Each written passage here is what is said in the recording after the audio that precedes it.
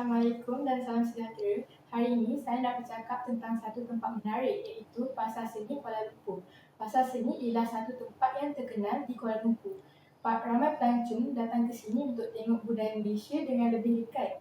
Malah ada juga pelajar dan peluk tempatan yang datang untuk meluangkan masa bersama kawan atau keluarga. Dekat sini kita berjumpa macam-macam barang seperti batik, lukisan dan cermata yang unik. Harga pun ada yang berpatutan. Jadi senang kalau nak beli sebagai kenangan atau hadiah. Selain itu, suasana pasar seni sangat meriah dan penuh warna. Kadang-kadang ada persembahan muzik dan tarian tradisional yang menarik perhatian pengunjung. Kita juga boleh nampak pelbagai jenis seni dari kaum yang berbeza di Malaysia. Tambahan pula, ada banyak makanan tempatan yang sedap seperti kuih muih dan makanan tradisional.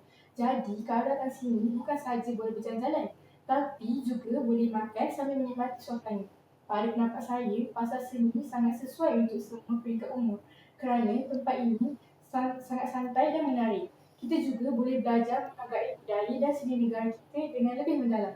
Kesimpulannya, pasar seni ialah tempat yang menarik dan patut dikunjungi kerana kita boleh belajar banyak tentang budaya negara kita sambil berseronok. Sekian, terima kasih.